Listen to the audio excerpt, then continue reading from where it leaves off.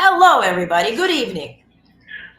Oh, they're starting together with us. We unfortunately had a massive distributed denial of service attack against our servers and saturated all of our data lines, like basically hundreds of gigabits of data were saturated.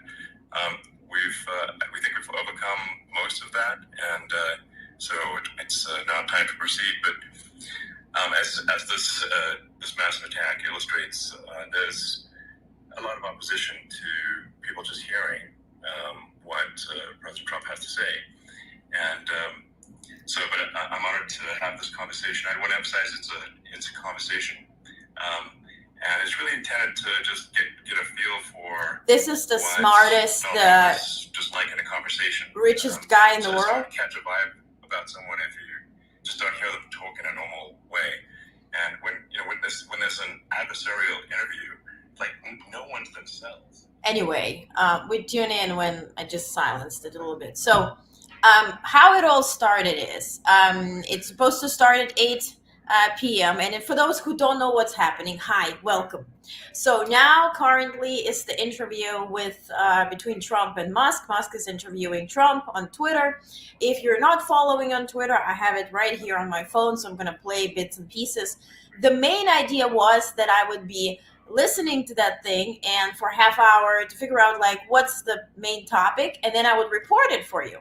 But as you know, now it's 8:43 p.m. Eastern, and they're just started. Literally, as soon as I went live and I said good evening, they started. So we're like synchronized with them. So we're going to check back and forth. I have actual news for you today, actual news about the Middle East, actual updates about Harris-WALZ campaign, President of the United States updates, real news. So we're going to learn real news, but off and on, we're going to check in. So starting from 8 p.m. on, that's how it all looked like. So space is not available. So it was unavailable. Then in 15 or so minutes later, if you click in, it would say this space is not available with a monkey. And then they put out a statement that it's a massive DDoS attack, yada, yada, yada, yada. Now, if you were to ask me, and I'm going to pull up your comments too, because I want that to be a discussion more than ever. Please share your voice. Please share your opinion. If you're tuning for the very first time, I'm all about actual news. And sometimes it's something like this happen where we have to multitask, right?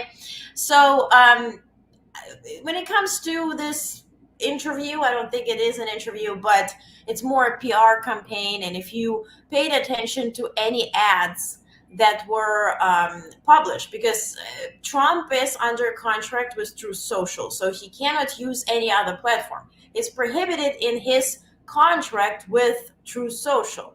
So all those posts were appearing as ads all day today. And I'm going to show it to you here. Boom. So like, are you better off now than you were when I was president? And if you pay attention on the top right corner, it's an ad.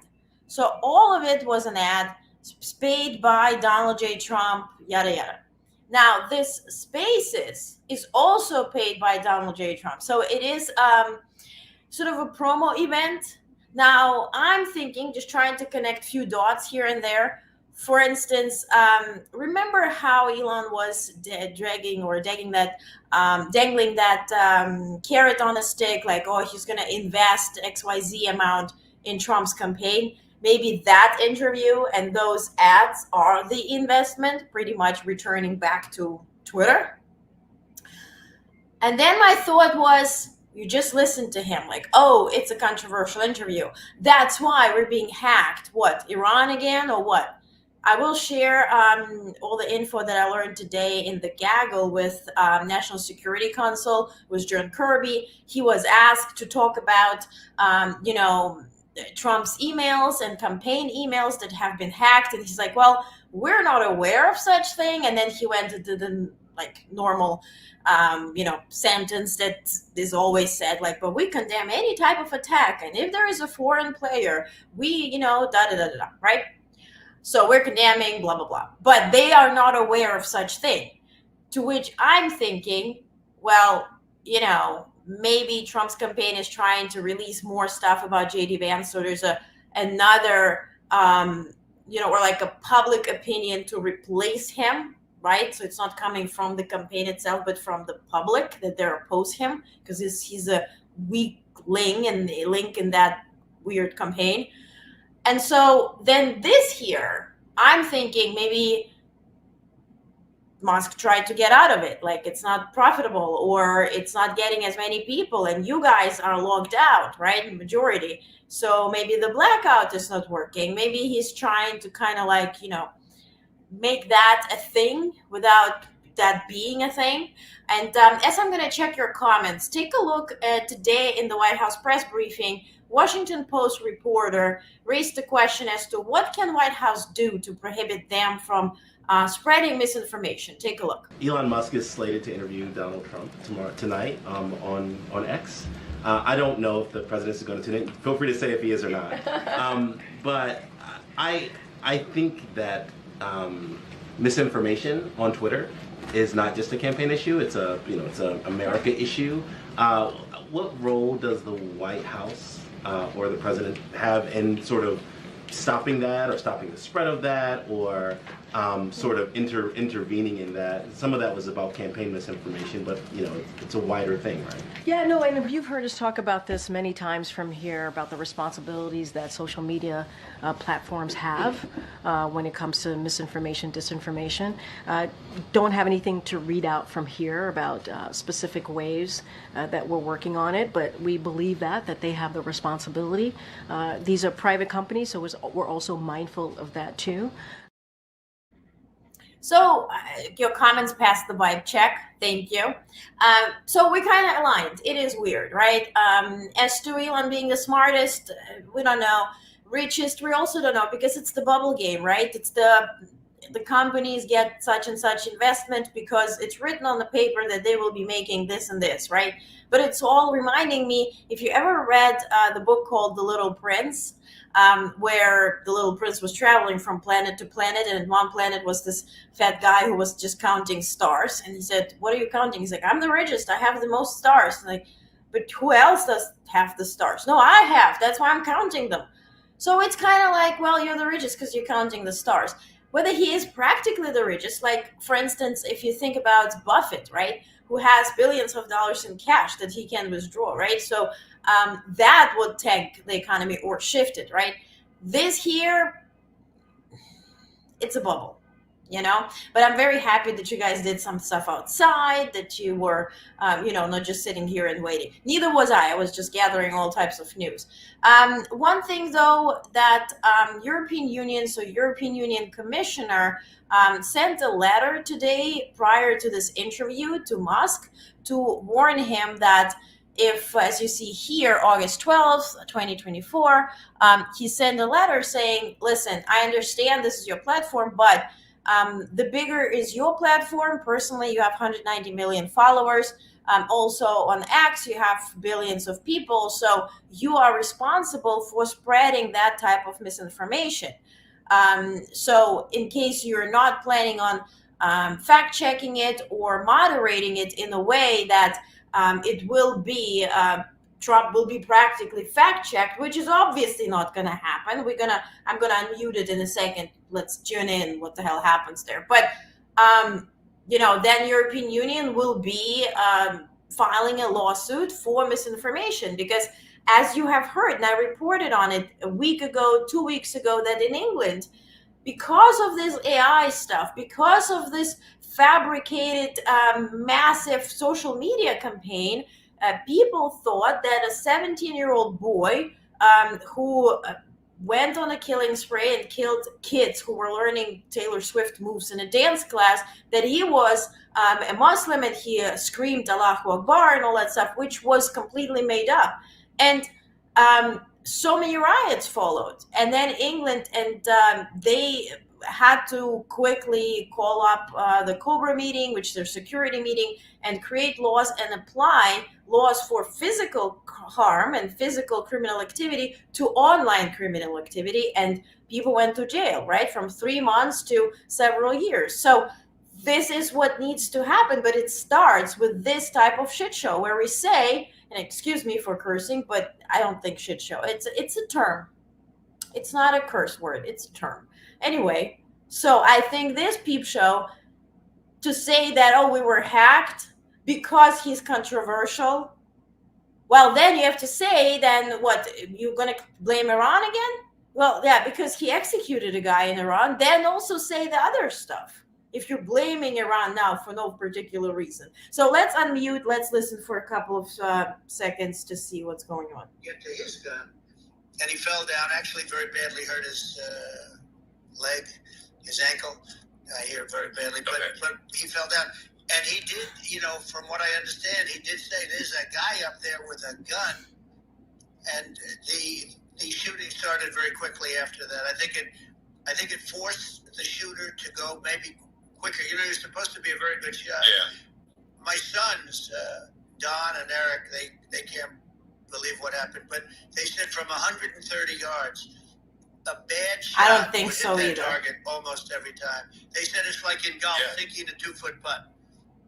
Yeah, it's not a tough shot. It's not a long shot. The Secret Service person had the long shot. He had triple the distance actually. So it was a terrible thing.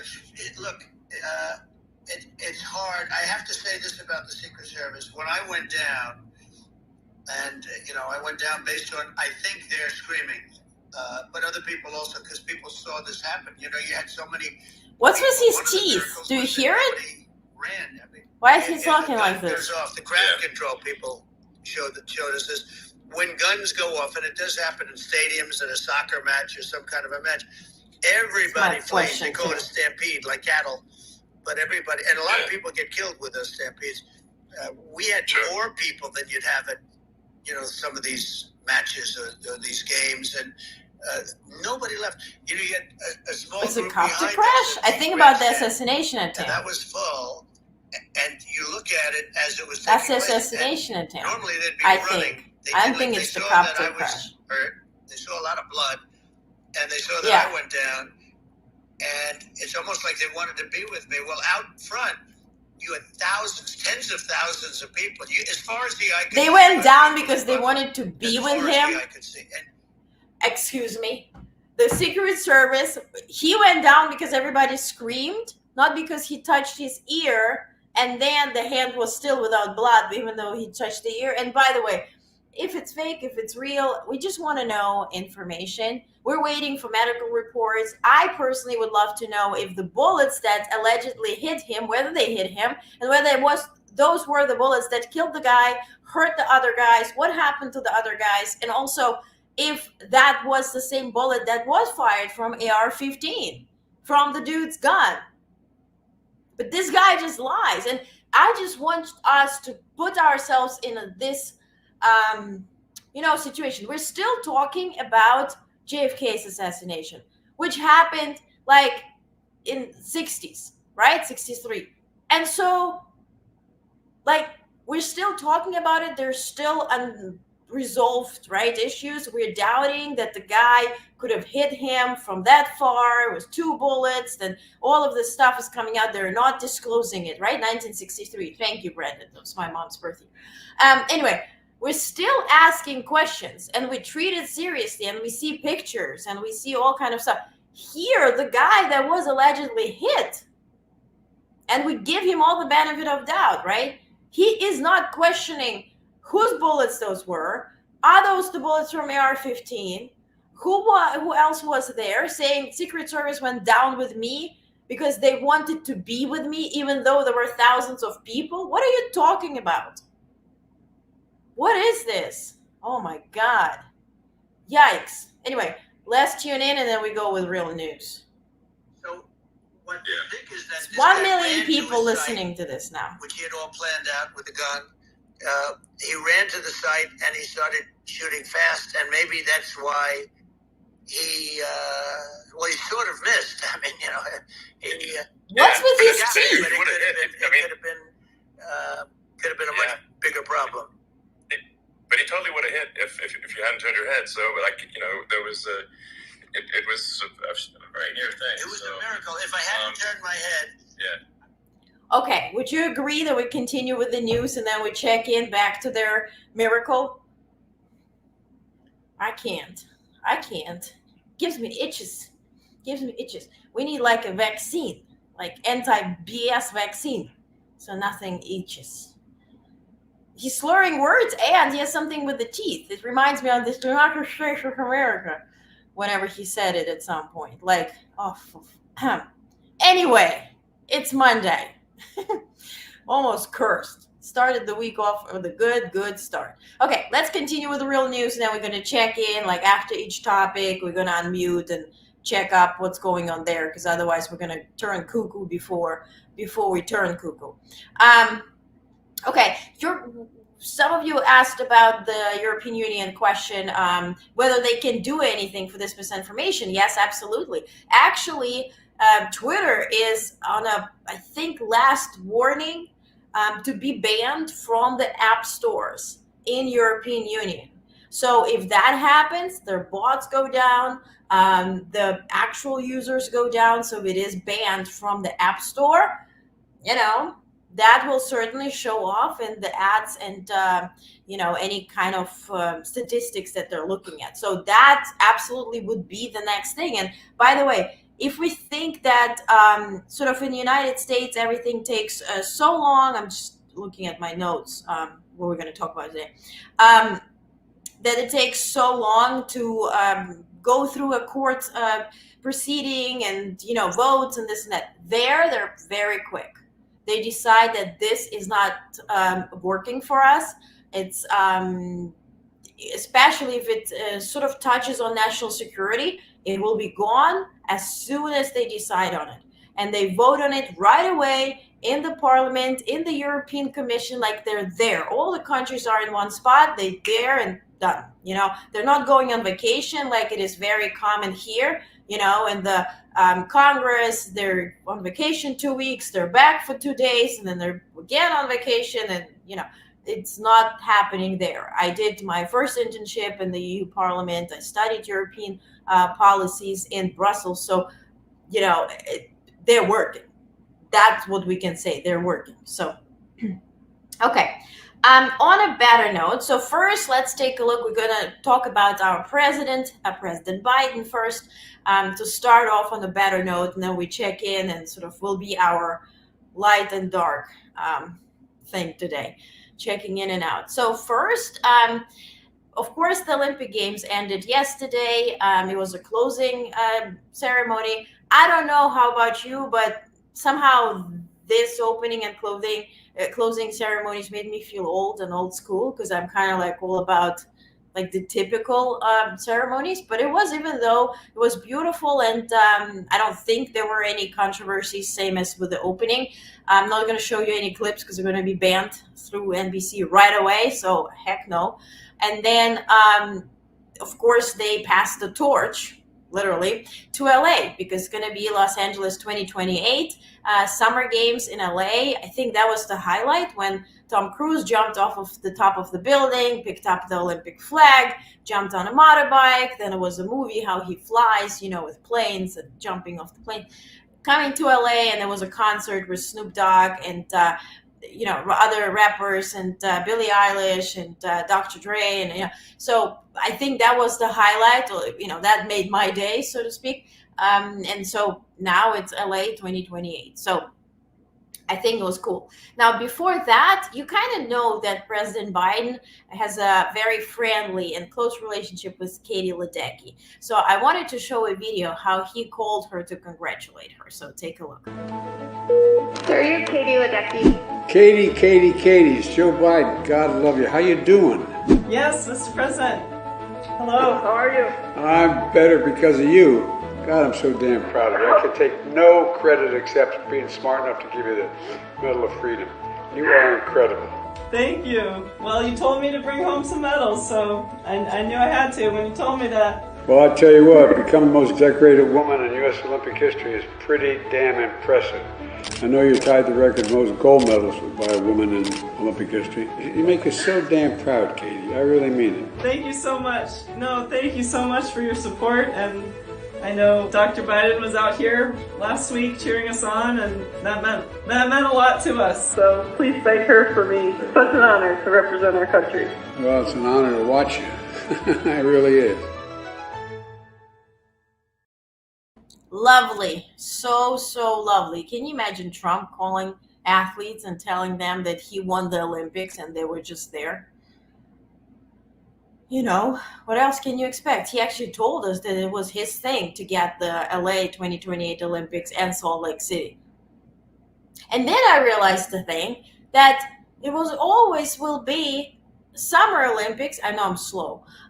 In an election year, so we can't really, at least I can't really enjoy all the time. So, but you're telling me it was still controversial. Not jobs were saying they showed off a headless angel. It was a winged victory. Headless, yeah, I'm familiar with the victory.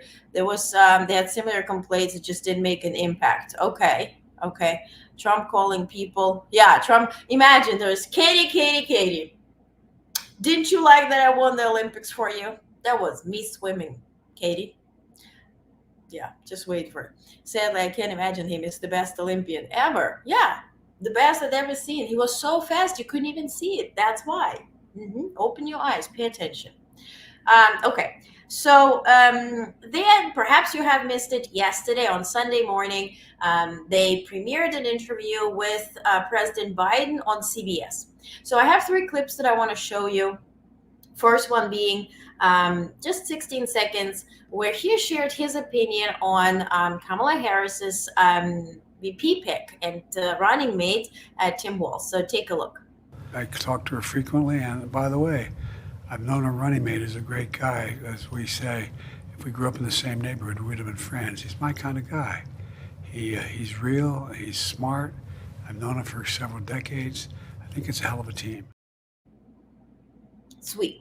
And then, by the way, I kind of like the questions. I was missing a few about policies, about what he's planning to do in the other months, about Middle East, about how his diplomacy has played a role, because as you may recall in the Washington Post, I think there was an op-ed by Jake Sullivan, Secretary Blinken and Secretary Austin about Biden's role in securing Indo-Pacific. So I would love to learn more on that.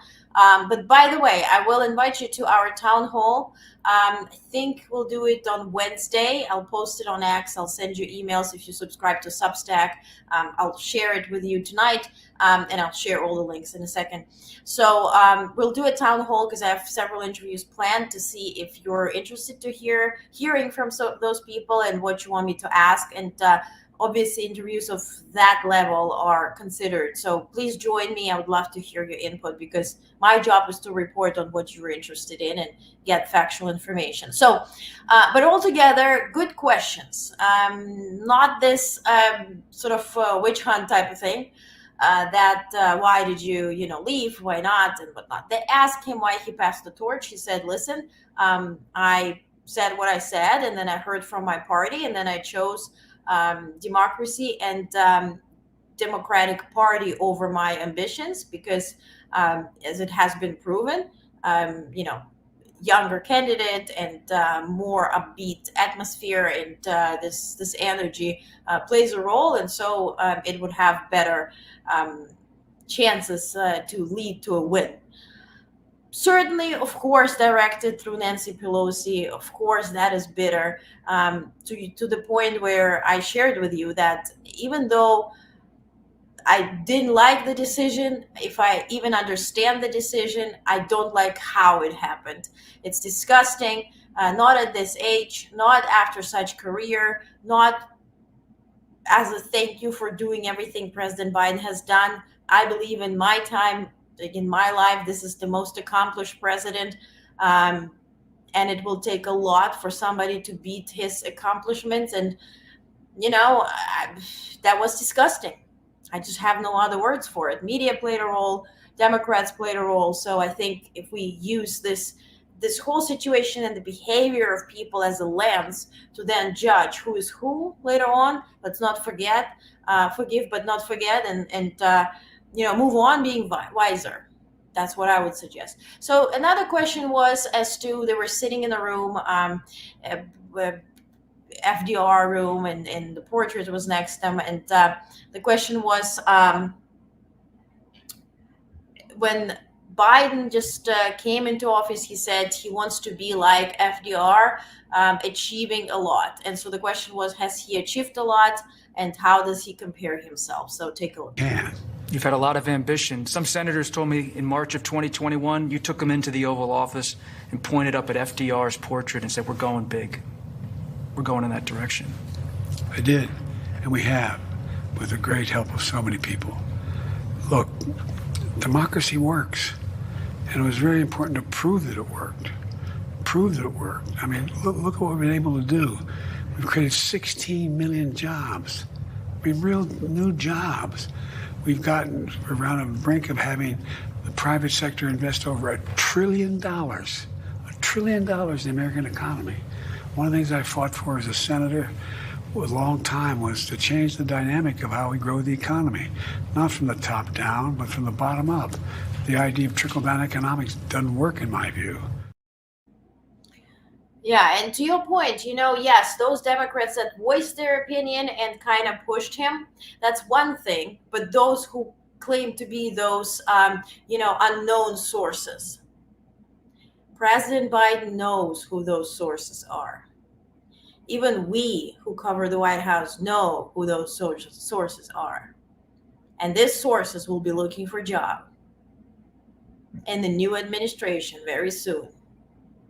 And if it will be a Republican, God forbid, administration, they will be looking to work for DNC or for any lobbyist within the next 4 years until the new administration kicks in. And we will know who those people are.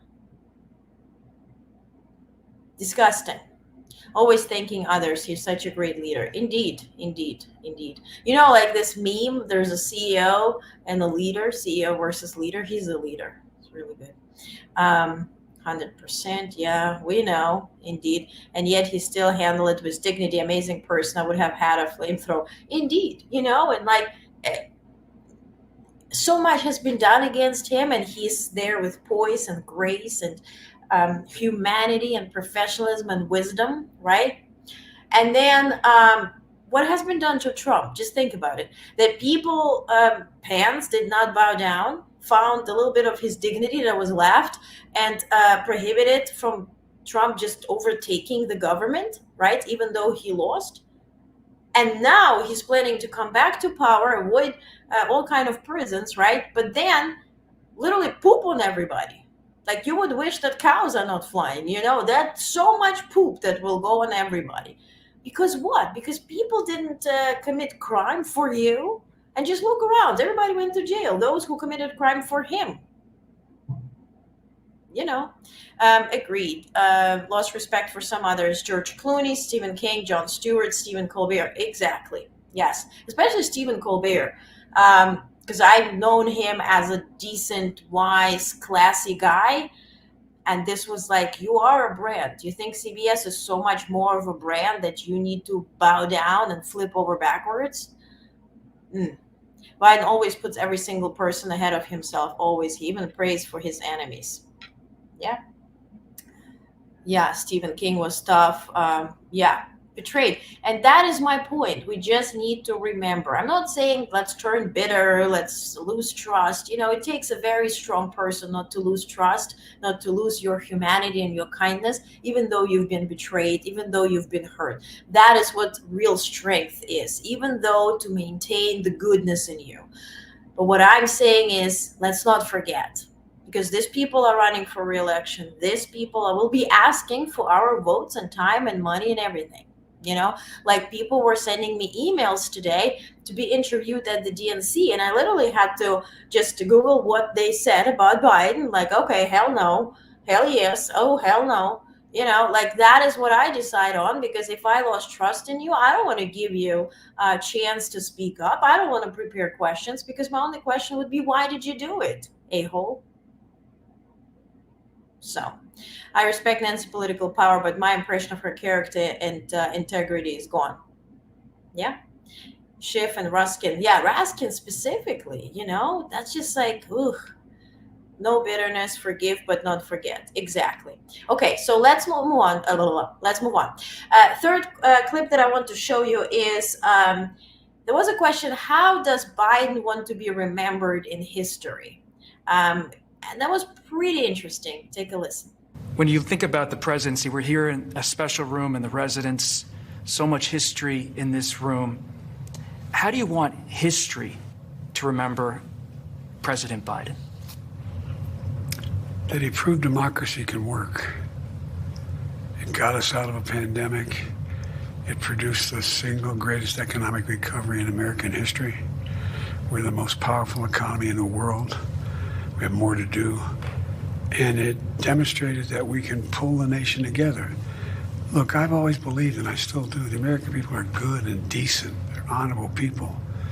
When I announced my candidacy to run way back for president, I said we got to do three things: restore the soul of America, build the economy from the middle out and the bottom up, not the top down, and bring the country together. No one thought we could get done, and including not my own people, what we got done. But one of the problems is I knew all the things we did were going to take a little time to work their way through. So now people are realizing, oh, that highway, oh, that the big mistake we made, we didn't put up signs saying Joe did it. It's kindness. It's that dignity, is the level of a human. I think humans come with levels. Classy, decent. That is what is the true depiction of when they go low, we go high. And look, a little less of that, and he could have used any type of whatever is given to him now in terms of immunity, right? He could have banned Trump from running just like this. Felons, convicted felons, are not allowed to run for president. He can't pass it. He has immunity in the interest of the country. But he's not going that low. So he wants to reform Supreme Court. He wants to take the official route, which only speaks to his, again, dignity, class. And this is the old school politician that I hope we can still see some of those in about 10 years being active. I doubt it, because it's just so different these days, you know. So few join not just politics, but any leading positions because they believe that they can do a good thing. And so many join because of their egoistic ambitions, you know, where they step over bodies to achieve something that nobody even, you know, cares about in 5 months from then. So some few readouts. So today also President Biden issued a statement. He said, today we mark 7 years since white supremacists descended on Charlottesville, Virginia, which actually prompted him to run for president. So the hate summoned on that day is forever etched in my memory. The images of torches illuminating crazed, angry faces and swastika armbands, the sounds of the same anti-Semitic bile as heard in Nazi Germany, and the memory of a young woman, a bystander, killed for standing up to them. In the darkest of moments, a stunned nation looked at Donald Trump, and do you remember what he said? There were very fine people on both sides. And that's when I decided I had to run for president. I had to keep my promise to my son, Bo. I had to defeat Donald Trump and lead the battle for the soul of America. Well, that battle continues today. We can't allow hate to be given safe harbor on our shores. We can't let the MAGA movement succeed at ripping away our freedoms and destroying our democracy. I know that Kamala and Tim can finish the job we started together. Also, another readout, today Biden-Harris administration launched a new effort to crack down on everybody's headaches and hassles that waste Americans' time and money. It's called Time is Money. So President Biden and VP Harris are launching the Time is Money initiative to address how corporations create unnecessary challenges for consumers through excessive paperwork, long hold times, and frustrating processes. Can it also be applied for government, please? Have you ever been to DMV? In New York, we have a couple of new ones where you can do stuff online and then it's fast, but all together. It says, quote, this effort aims to elevate the hassles that degrade quality of life, such as complicated cancellation procedures, confusing forms, and obstacles in obtaining refunds. Have you ever left the gym? Yeah, they bring you the prettiest person, but also they're never gonna have to cancel your credit card before you cancel a gym. Continued. The administration is already working to eliminate junk fees and is now focusing on reducing time-consuming practices that ultimately cost consumers money and time, as companies often design these processes to deter customers from receiving refunds or canceling services. Yes, amen to that. By the way, recently, just last week, I was flying during the hurricane, the Debbie, the pretzel, not the pretzel, the sweet little Debbie. Nothing was sweet about that damn Debbie. Wrecked a lot of states, entire, East Coast.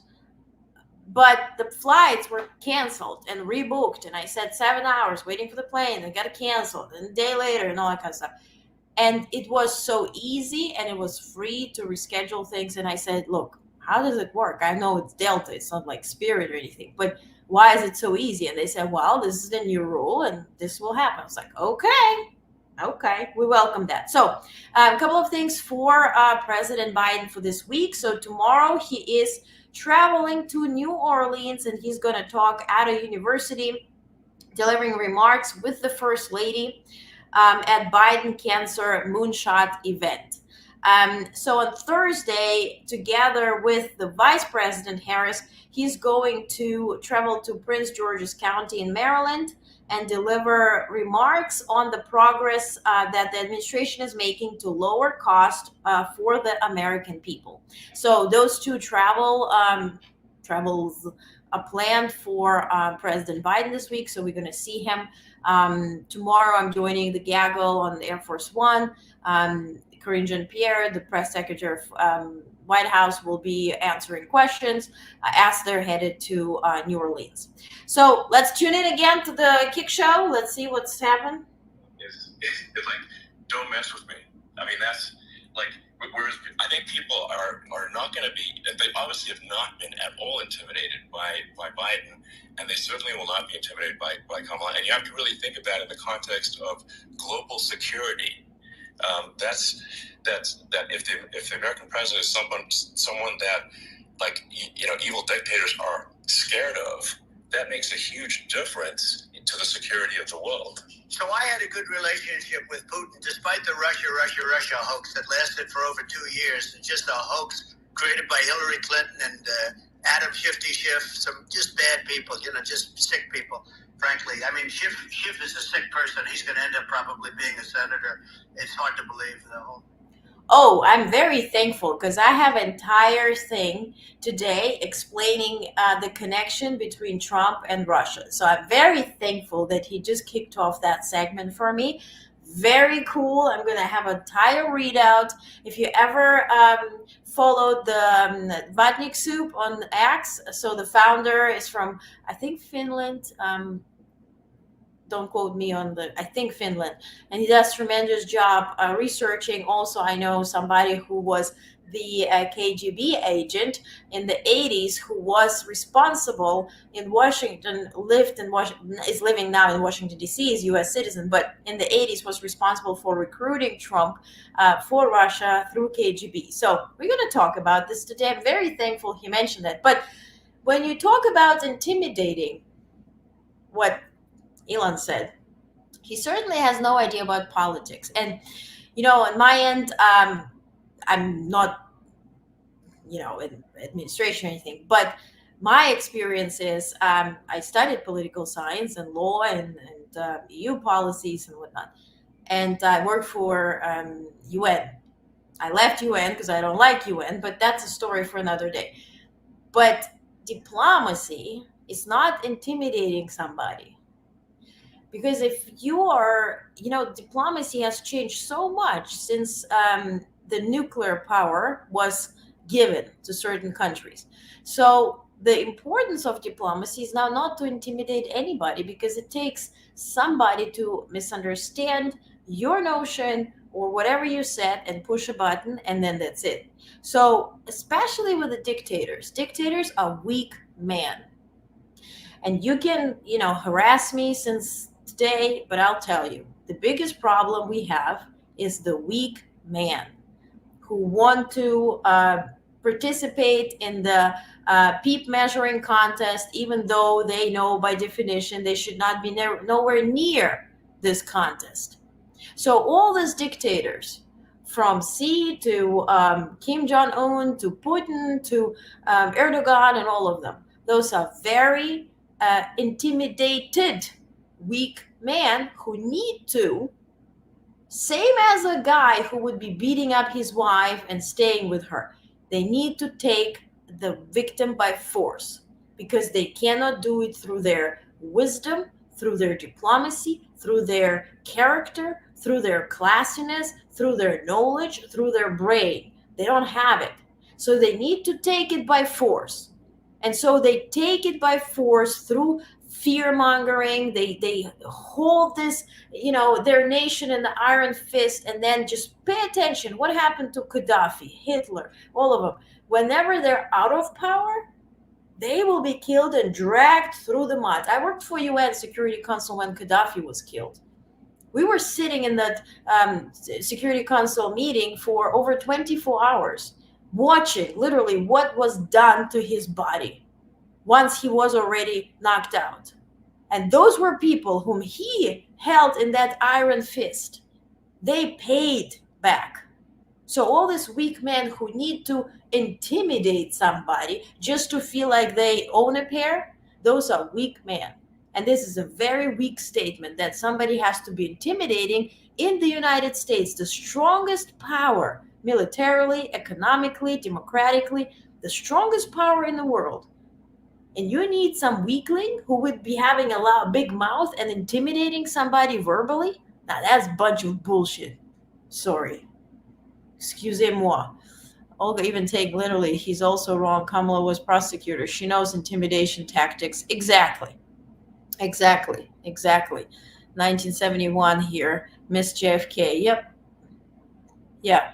So, and exactly with the Cuba and, from Cuba, JFK assassination to Apollo. Yeah. And also the Cuban crisis, if you think about with the JFK and RFK, right? When how they found connection literally through spies, through intelligence community to Russia, and managed to, it was nothing about picking up the phone and sounding intimidating. Loud dogs don't bite. Weak man and same, it has nothing to do with being strong, screaming around, having a red tie, a big belly, and just, this is my friend. Nobody considers Trump a friend. Nobody considers him strong. Nobody. Not Kim Jong-un. And Kim Jong-un, listen, if you think about North Korea, just read on it. His father, at this point I think grandfather, how USSR trained North Korea and sent arms there to have that as their satellite state, right? That the grandmother was actually Russian from Soviet Union, right? And it's a family, goes Kim Jong-un's whatnot, right? They all staying in power. That's their situation. But if you think about, Erdogan, or you think about the Hungary's guy, Orban, they are elected. Same as if you think about Palestine, Hamas was also elected in 2016 and then changed, or actually canceled out their constitution and stayed in power. They came to power not by just overthrowing government, they were elected. Also, Nazis that then cleansed Germany off of Jews, as they say, were also elected. And these concentration camps were also legal. That stuff was passed in their Bundestag. That was not taken over by power. So that Project 2025, all that stuff starts, the evil stuff starts in legislation. When people are told a lie with the macaroni all over their ears that, oh, we're doing this because there is somebody, we have to be fearful of this. So now we have to be intimidating because there is a big danger. But danger is what they're passing while protecting you. So that's just my, 2 cents. Twitter is exploding with how badly Trump is slurring and lisping. I think something with his teeth. I think something is with his teeth. And you know, I had this few conversations, and I think at this point we might end up with a different ticket on Republican side. I don't know, but I have a feeling. I hope I'm wrong, because how it is now is good. Paris peace talks, before we got many rights for women, no bank accounts without, yeah, you guys having a conversation, so I don't want to intervene in that. But tune in again. Thing to happen with stupid people like Biden. You know, Biden did something with Russia. There was no chance of him ever going in. And when I left, and then after I left, they started forming big armies on the border with Ukraine, right? And I looked at that, and I thought he was doing that because Putin's a good negotiator. I thought he was doing that to negotiate. But then Biden started saying such stupid things. For instance, he said losing his teeth. It can be a NATO country. Now, Russia, for as long as there's been NATO, has said we're never going to agree to that. And well, first of all, Ukraine was invaded in 2014 during Obama, right? And then when the buildup was happening by the border, this was the beginning of 2022. And neither President Biden nor anybody within NATO or United States has ever said that Ukraine should be part of NATO, or Ukraine is NATO, or will be protected as NATO. Now, years in, Ukraine is still not part of NATO. But what Putin has achieved is now that Sweden and Finland, that are a big thing up his butt, are NATO. Big military powers. Maybe he has dentures in the glue. Yeah, that's what I feel too. Yeah, charisma. No one has the charisma Trump does if the ticket changes. Yeah, but I don't see the charisma, you know? That is my two cents. HARRIS-WALZ for 2 terms. Let's go. Yeah, I truly believe if they win now, they stay. I've heard that AOC is going to run for president in 2028, but, you know, obviously she's young, and she can run later. That's not a question. Somebody says, breaking, it did not DDoS the Trump X space. Or I didn't, whatever. Anyway, so let's talk about Trump and Vance, and then we're going to tune into this peep show. So Vance went on CNN and gave an interview to Dana Bash. Dana Bash, who would not fact check Trump or pretty much anybody. Allegedly, that's not part of those journalists to fact check. So she needed fact checked Vance. But here's a clip of 41 seconds. Vance explaining why he is not weird, but now Tim Walz is weird. Take a look. I had just been announced as the VP nominee. I gave my big speech, and I saw my wife, and I gave her a big hug and a kiss because I love my wife, and I think that's what a normal person does. Tim Walz gave his wife a nice, firm Midwestern handshake and then tried to sort of awkwardly correct for it. So I think that what it is two people, Kamala Harris and Tim Walz, who aren't comfortable in their own skin because they aren't comfortable with their policy positions for the American people. And so they're name-calling instead of actually telling the American people how they're going to make their lives better. I think that's weird, Dana, but look, they can call me whatever they want to. You're saying Tim Walz doesn't have affection for his wife? I don't even understand that. I said that he acted weird, which he did, on a national stage in front of his wife and in front of millions of Americans. So that's what he's describing weird. Take a look.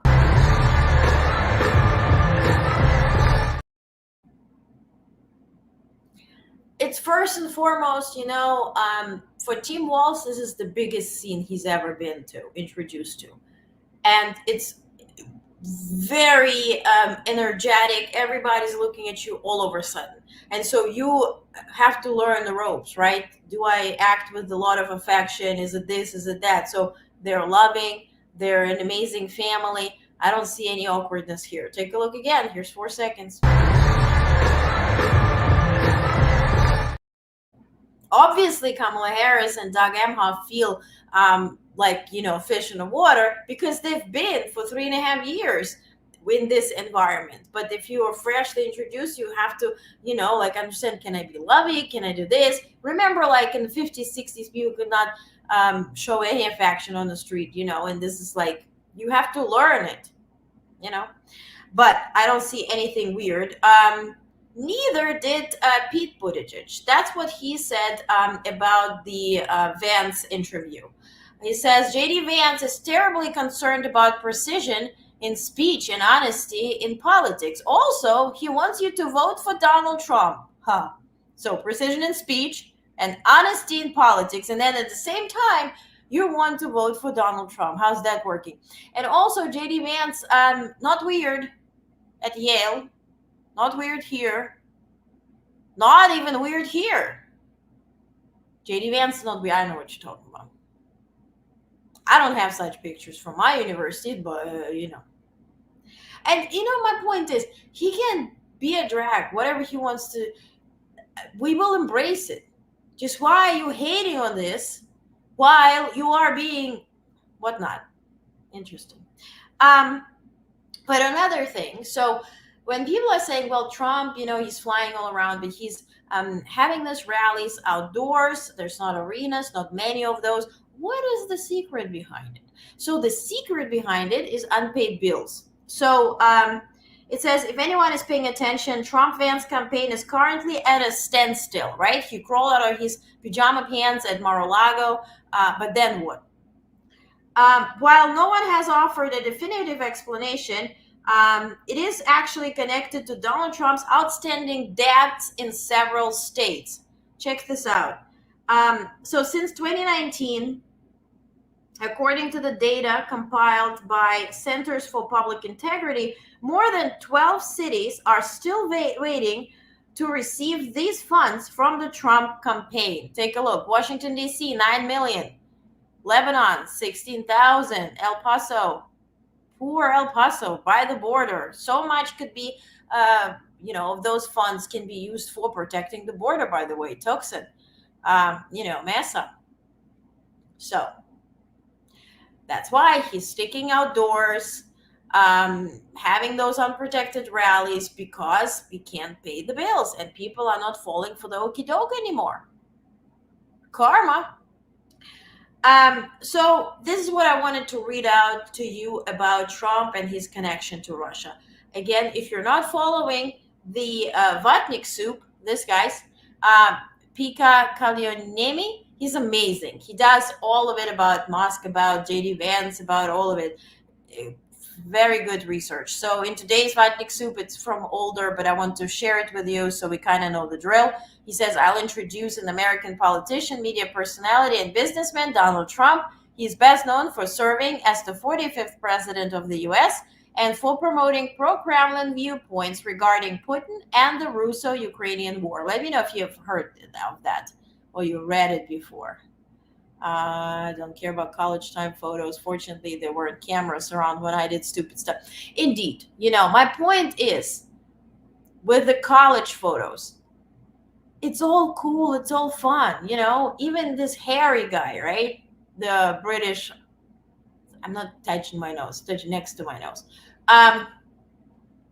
Even Harry has like pictures with the Nazi stuff. How do you react to it? That's what matters. Why are you saying other people are weird? This and this. Just so much hatred. Meanwhile, you have such pictures. We all have pictures from our, you know, college times or high school or whatever. But they started, and I'm going to drag them. Yeah, that's my point. You know, if they start the hatred, then we can. Yeah, we all have some pictures. I have red wigs and everything. So let's continue with the Vatnik soup. Let me know if you've read about it before, but if not, certainly you're going to learn a lot. Let me click the link. So it doesn't show me. All right, that's great. Let me see if I can open it up here. Okay, so this is really interesting. So let's just take a look. So about Donald Trump. After becoming the president of his father's real estate ventures in early 70s, Trump started expanding its operations aggressively by building hotels, casinos, and whatnot. Trump's businesses have been involved in over 4,000 legal actions, and he's filed for bankruptcy 6 times. While studying in college during the Vietnam War era, Trump deferred draft 4 times. After his graduation, he was diagnosed with bone spurs. thus avoiding going to the war. This diagnosis, allegedly made by podiatrist Dr. Larry Brownstein, who rented his office from Donald's father, Fred Trump. Dr. Brownstein's daughters later said that the diagnosis was a favor to Donald's father. Yuri Shvets, that's the KGB agent who I just mentioned to you, a former Soviet intelligence officer who worked as a major in the KGB from 1980s to 1990s and as a resident spy in DC. Between 1985 and 1987, he has stated that Trump was cultivated as a Russian asset over 40 years and proved to be willing to parrot anti-Western propaganda that there were celebrations in Moscow. Like, he was so effective in this BS that Moscow was celebrating. According to Shvets, KGB considered Trump as extremely vulnerable intellectually and psychologically, and also vulnerable to flattery.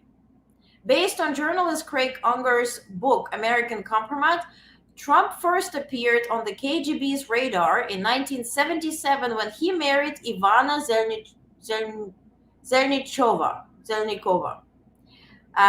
When Trump visited Moscow and St. Petersburg, he was flattered by the KGB operatives, also floating the idea that Trump should get into politics. Soon after returning from this trip, Trump started looking into possible presidential run in the Republican Party and ran a full-page ad on New York Times criticizing U.S. policy. And by the way, all of that comes with proof and pictures and everything, so I can show it to you. I'll comment as a link to this stream so you can look at it. Trump has had a lot of business interests in Russia.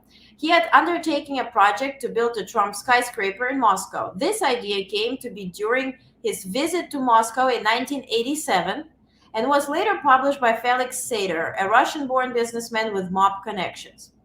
In 2008, he sold a Palm Beach mansion to Russian oligarch Dmitry Rybolovlev for $95 million, while 4 years prior, he only paid $41 million USD for estate.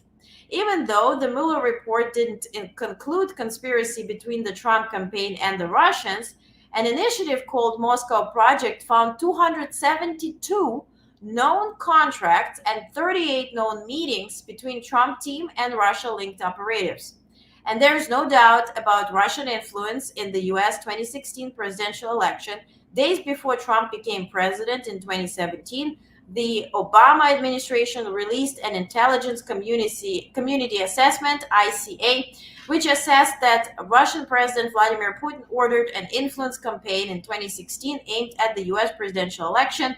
Russia's goals were to undermine public faith in the U.S. democratic process, denigrate Secretary Clinton, and harm her electability and potential presidency. Trump ignored these reports, and in 2017, he said that he had spoken with Putin about forming a cyber unit with Russia to fight election hacking. And we remember that because in Helsinki, he was giving that briefing. So how did Donald help Russia and Putin? First of all, he watered down the toughest penalties the U.S. has imposed. And here we come to the invasion. Remember, as he said, oh, nobody invaded Ukraine when he was there? So he watered down the toughest penalties the U.S. had imposed on Russian entities after Putin annexed Crimea in 2014. He even questioned the sanctions altogether, stating that why would anybody have sanctions if somebody's doing some really great things? He also supported Russia's return to G7 and eased sanctions on Russian oligarch Oleg Deripaska. In 2017, Trump revealed highly classified information to Foreign Minister Sergei Lavrov and to Russian Ambassador Sergei Kislyak. U.S. media was not allowed in this meeting, but there was a Russian photographer present. On many occasions, Trump has praised Putin, calling him a genius, a savvy, after Putin invaded Ukraine. He said that Putin has done a really great job outsmarting our country. In 2019, he temporarily froze U.S. aid worth $391 million USD for Ukraine. The Trump administration had previously stalled sales of Javelin anti-tank missiles to Ukraine in fear of angering Russia and Putin. Trump also hired Paul Manafort, who had spent a good decade promoting pro-Russian politics in Ukraine, to run his 2016 presidential campaign. He was later sentenced to over 7 years of prison. So all of this I will comment with the link, so you can go and take a proper look. It has all the receipts. It has all newspapers, articles, filed lawsuits, everything there, so you can take a proper look. But all of this started in the 70s. 40 years he was under the radar from KGB. During the marriage to Ivana, during his first run for president, he's second and then succeeding. So, oh God, Russia. Let me take a look here. Oh God, Russia in NATO, G7. Yeah, he was advocating for it. I love this era in elections where Trump is seen more as a fool. Indeed, I thought the Ukraine style was about getting Biden blackmail. Yeah, it was about Biden blackmail, but also when they didn't get it, they were sending aid, and they literally sent helmets and blankets aside instead of the missiles or anti-missile programs or defense systems. Whoever is running that account is on fire. Yeah. Indeed, and I'll share all the links to it. Whoever runs the Kamala HQ Twitter act needs a raise. They do a great job. Yes. And also, like on Truth Social, they only follow Trump, and they're there to kind of, not harass him, but to tweet at him, and Okay, so a few things about Trump recent tweets. He is delirious and nervous. Has anyone noticed Kamala cheated at the airport? He's claiming that the crowds do not exist. They took and fabricated a picture from this video. Take a look. The crowds are real.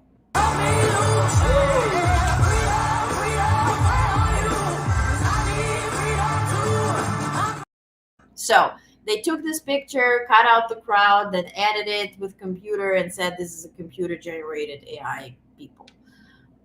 Bunch of BS.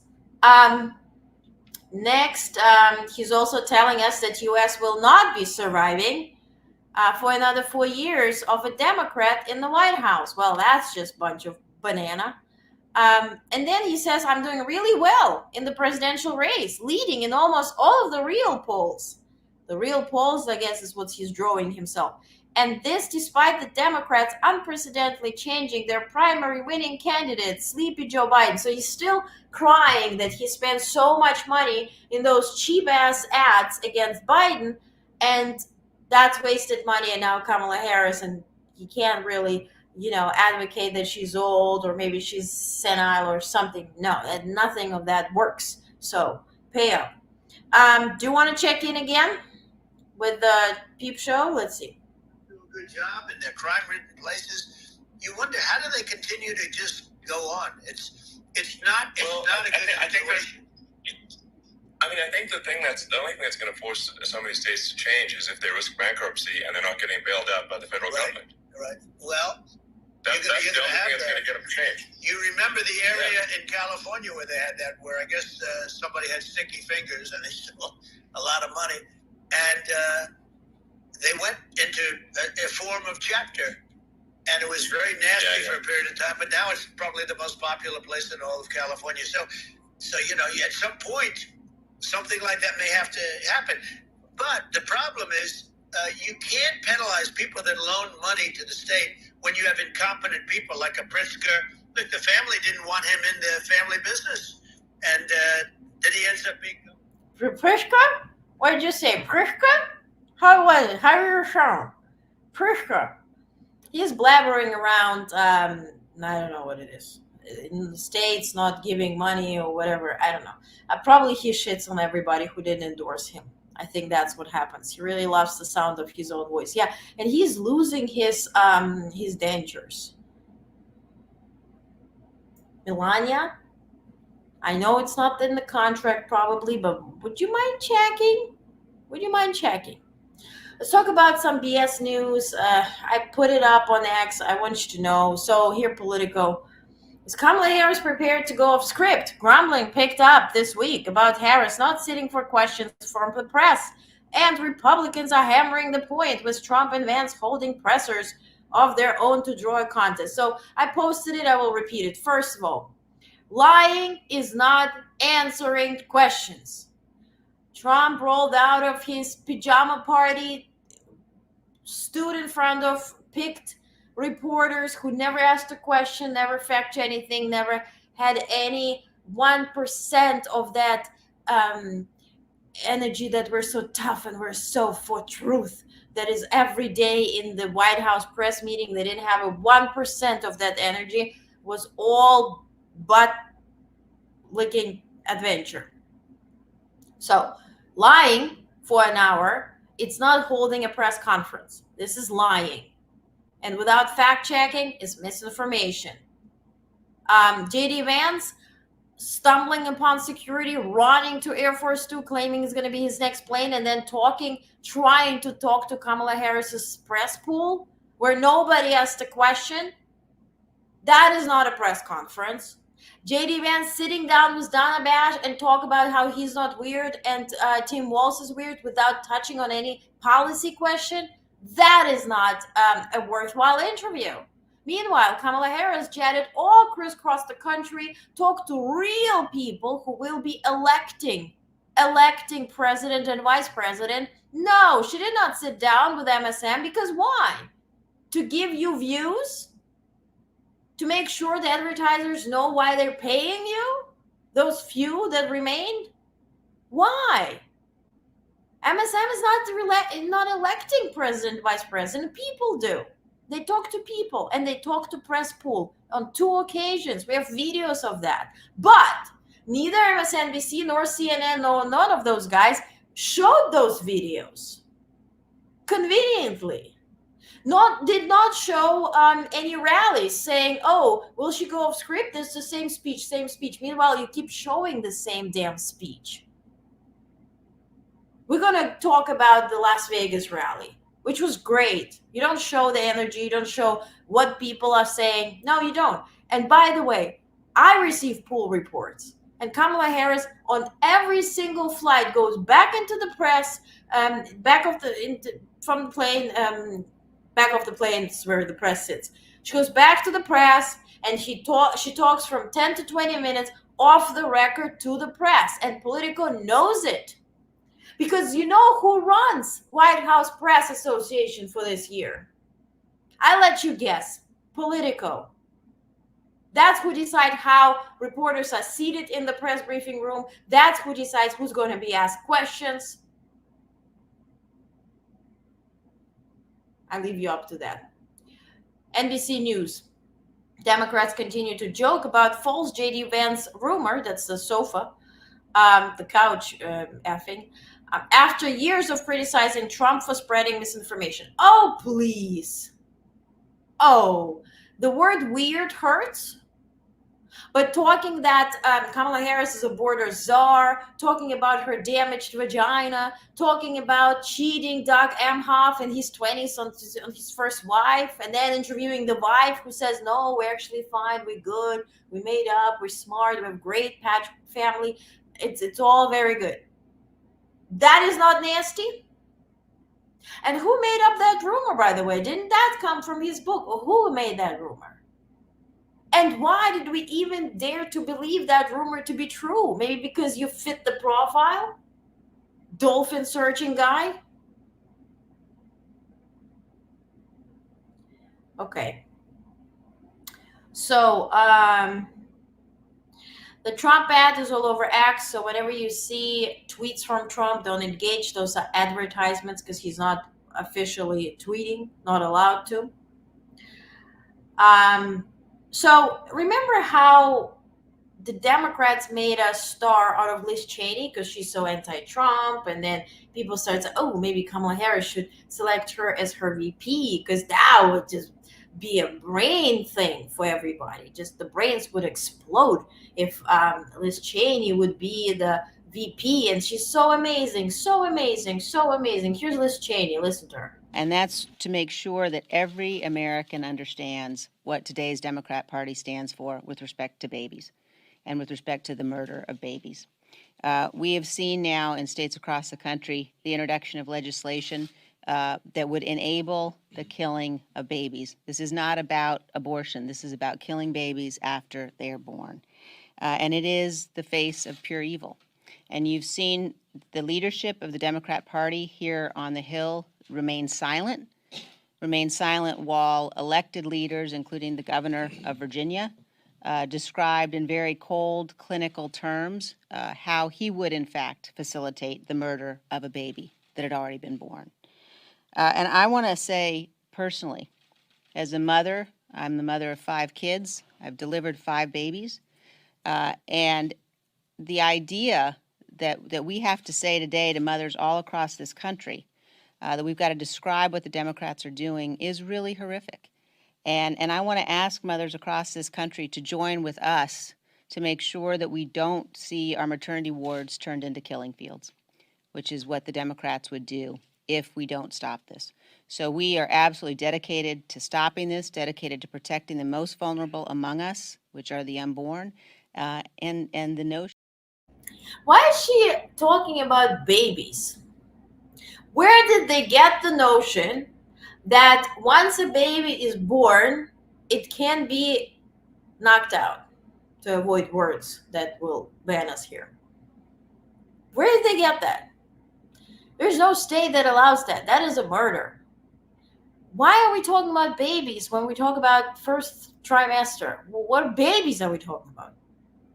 Why doesn't she, if she delivered 5 babies, right? Why doesn't she mention, let's say, incest or rape or any other reasons to terminating pregnancy? That she understands women and she has given birth 5 times. She knows that things can go wrong. Delulu. But there's also GOP versus GOP. So remember, there's Republicans for Harris, and one of them, the former lieutenant governor of Georgia, what's his name? Duncan.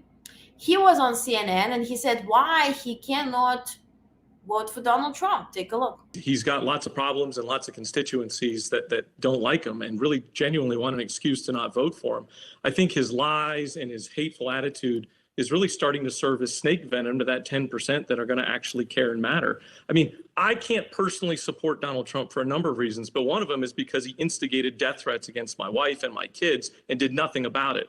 I had armed guards outside these windows waiting for somebody to try to attack me, not because they were a terrorist, but because they were a Republican that believed in his lies that I had somehow rigged the election. It's all nonsense. But the truth of the matter is, like I said a second ago, this 10% in the middle, I think these lies serve as snake venom, and it's really going to turn their stomachs. And you're saying that, thank you for sharing, and I feel for you that you're fighting within family even about things. I'm Ukrainian-born U.S. citizen, so I do have family in former USSR area, including Moscow. I had family members there.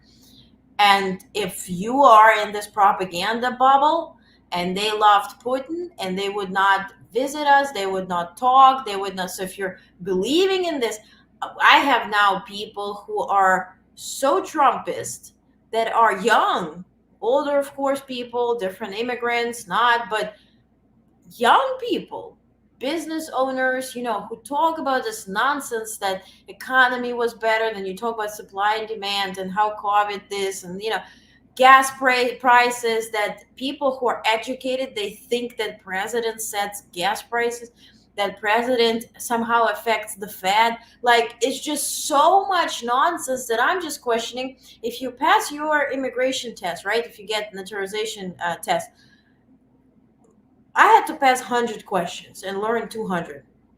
There's nothing, like, not science or anything about it, but like the Congress, the Senate, what are the different powers, legislative, all the kind of stuff. And I'm just wondering, would 1% of the MAGAville just pass this? I mean, they would still stumble at the first question, who is the current president, right? I guess. But there's so little knowledge and so much vacuum that has been filled with so much fear-mongering lie that it's so difficult to get out of people's heads because they already found comfort. You know, like you can get comfortable being uncomfortable. You know, like they say, if you keep a shark in a little aquarium, instead of growing, it's going to be tiny forever. So it's uncomfortable, but people become comfortable or stagnant in their uncomfortable position, whatever. So they're in this uncomfortable little bubble where everybody is scary, everybody hates you, you have to defend yourself, it's going to be against everybody, you have to be fighting for everybody. And they found comfort in it because they're in this and they're united.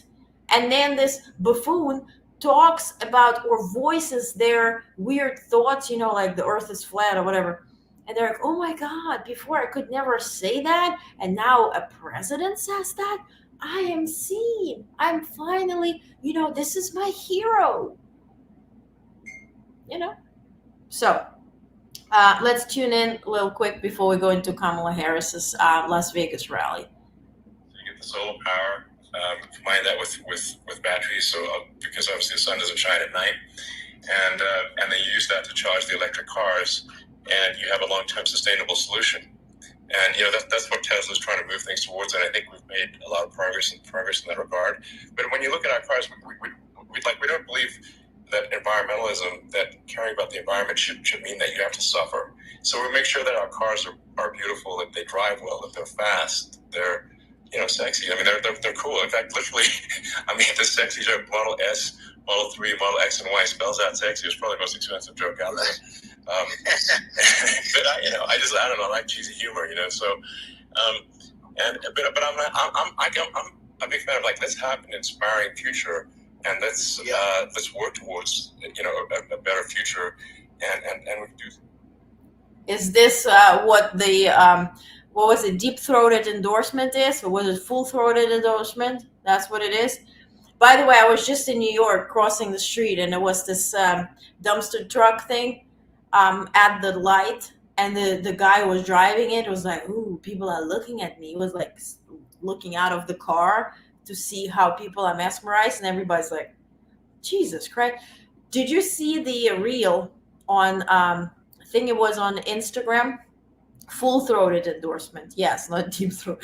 That today will be the deep-throated. So raccoons are seeing those dumpster trucks as dumpsters, and they're trying to open them and find food. So now Tesla advises folks to leave food next to those dumpster trucks, because for raccoons, I mean, you can't fool animals at this point. You can't fool animals. I mean, listen, they know better. They know better.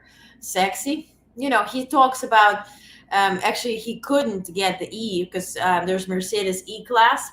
So his first car, Tesla S, and then he did the 3, and then X, and then Y, and spelled sexy that way. That's what he was talking about. What a whole convo on Twitter is a dumpster fire. Yeah, I mean, that's who's running for president, Elon or the teeth-losing buffoon. Okay, so let's talk about the rally. HARRIS-WALZ rally in Las Vegas, which was a few days back, but I want to discuss it and also talk about no tax on tips and what Kamala Harris is planning on it. Did she steal it from Trump? No, she didn't. Does she have a plan for it? Yes. Does he have a plan for it? No. So, first clip, Kamala Harris talked about immigration. Take a look. In moving forward, we will take on the biggest issues facing our nation. For example, we will address the issue of immigration. I was the attorney of a border state, attorney general of a border state. I went after transnational gangs, drug cartels, and human traffickers who came into our country illegally. I prosecuted them in case after case, and I won.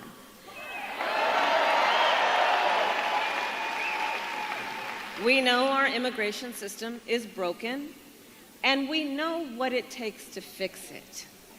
Comprehensive reform that includes, yes, strong border security and an earned pathway to citizenship. I mean, when you listen to her and you just listen to Trump with Musk, it's just like two different worlds. I honestly don't understand why we are tracking polls. We're seeing, half the country this, half the country that. Maybe it's the European in me. I am clueless why the hell we are in this state of affairs where we're like, oh, hopefully we win. How? What world are we living in? Pinch me. Okay, then she talked about what Trump did to the border bill and how he canceled it out. But he talks a big game about border security, but he does not walk the walk. Earlier this year, we had a chance to pass the toughest bipartisan border security bill in decades. But Donald Trump tanked the bill because he thought it would help him win an election. So next she talked about why this election is a fight for freedom. Take a listen. Ours is a fight for the future, and it is a fight for freedom. Across our nation, we have been witnessing a full-on assault on hard-won, hard-fought freedoms and fundamental rights. The freedom to vote, the freedom to be safe from gun violence, the freedom to love who you love openly and with pride.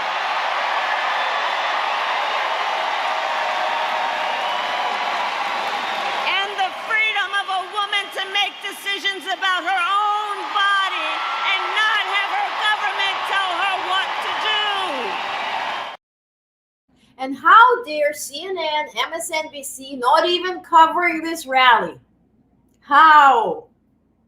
But I promise you, we will see snippets from this peep show on X. We'll see tomorrow. We'll have questions about it at the White House. He said, please comment on this. Okay. So, remember Liz Cheney and all of it? Then Kamala Harris talked about the abortion ban and why it would be Trump abortion ban. When he was president, Donald Trump handpicked 3 members of the United States Supreme Court because he intended for them to undo the protections of Roe v. Wade. And as he intended, they did. Now, in more than 20 states, there is a Trump abortion ban. Many with no exceptions, even for rape and incest. And be sure, if he were to win, he would sign a national abortion ban. Yeah. And to your point, Lisa, you mentioned MSM is over. Yeah, and the change has to happen now. The change has to happen when it comes to press pools. When Kamala Harris is president, it's not going to stop. The harassment is not going to stop. We need to change it. That's why I would love for you to join our town hall, because aside from reporting, also Onest Network is a company. And I want to be transparent as to our finances and what I talked about with sponsors and why I'm not deciding to go with some and what ideas I have. And I want that to be approved by you guys, because this is company that serves you, and ultimately there will be more people joining to report on Congress, to report on NATO, to report on State Department. I just have to be very vigilant whom to choose so they continue in the same manner that I do my work, but it also all would have to be approved by you guys. Sort of nobody's hired because I think they're great. They would be having a town hall. You ask mean questions or straightforward questions. If they answer and you guys vote for them, they will be hired. So this will be the approach for the network, because what MSM did, and I talked to, sponsors who run advertisements for them, and my only demand was I work with you only if you will sign in writing that you will not ever tell me what to cover and how to cover. And they never agreed to that, which just gives you complete understanding why certain subjects are covered, why certain subjects are not covered, because it's the lobbyism in action. Because if a sponsor tells you a certain thing, then you do a certain thing. But I don't want to sign up for that. So if you don't mind, please join Wednesday. I'll share, it's private, Google Meet, whatnot, just to get your input, to get your, because I'm building stuff that you guys hopefully will be proud of. So she also talked about Nevada, and she said, well, you're so battle-proof. So if Trump wants to put up a fight, bring it on. This clip probably has no value information-wise, but I just like the spirit, so take a look. Nevada, you are battle-born. You are battle-born.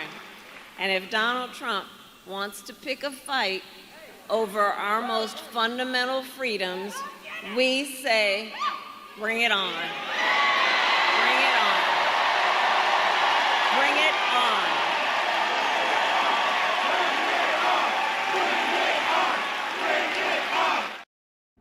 So about town hall, I'll share more tomorrow, but again, thank you. It's in the email, onest.substack.com.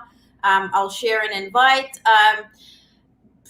We pick a time for Wednesday. Let me check on my schedule, but we'll meet for an hour or so. You can join for 5 minutes, 2 minutes, or entire hour. We just chit chat. We're not recorded. It's off the record. We can talk straightforward. I ask you questions. You share feedback. I share some updates. We're going to talk about the DNC coverage, how you guys want to have that coverage. Physically, in terms of schedule wise, also whom to interview, what questions, what bothers you the most, so I can get those people and interview them for a week from now at the DNC. And then major interviews, considering the administration, whom you want to talk to hear from and whatnot. So all of that will be shared in the email. So if you are at honest.substack.com, if you can subscribe, it's free. I would be grateful. And by the way, even my family told me to thank all of you who are subscribed. Thank you so much for subscribing. It's free Monday, Wednesday, Friday. Some choose to subscribe even for 5 months to have everyday emails. I'm so grateful for you. You don't know how much it means. And your support means a lot. You don't have to. You don't have to. But if you did, I'm very, very grateful for you. Just wanted to thank you because my family is always like, you didn't thank. You have. Yes, I'm grateful. Very, very grateful. Okay, let's continue. Last thing, the election is like no other since the immunity ruling. So it's important that, again, as former prosecutor, as attorney general, Kamala Harris spoke about that immunity ruling and what it would look like if Trump were to use it. Take a look. And understand, this is not 2016. This is not 2020. This time around, the stakes are even higher. And that's because last month, the Supreme Court of the United States basically told the former president that going forward, he will effectively be immune no matter what he does in the White House. And to your point, it will be rescheduled. NC and Georgia, North Carolina. By the way, I graduated in North Carolina, so that's my alma mater. So will be rescheduled. So yeah, and I will be going to a few rallies, events. For me, it has to be very careful because I cover the White House, the administration, so it can be campaign, but we'll find a way. Okay, last clip. And by the way, if you have to go to bed, please tune in tomorrow, whatever you didn't watch. So 1.5 hours in, if you can finish, I would be grateful. But thank you for tuning in. Thank you for staying with me here. So last clip on economy and bringing down the prices. Take a look. Build a broad-based economy where every American has an opportunity to own a home, to start a business, and to build wealth.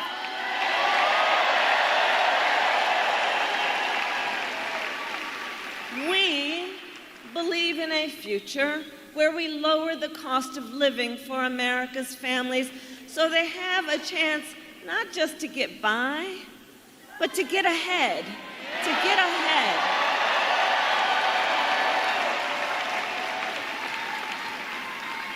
Because look, while our economy is doing well by many measures, prices for everyday things like groceries are still too high. You know it and I know it. When I was Attorney General, I went after price-fixing schemes. And when I am president, I will continue that work to bring down prices. So a bit more on VP Harris' elimination of taxes on tips. So that's what her campaign has shared.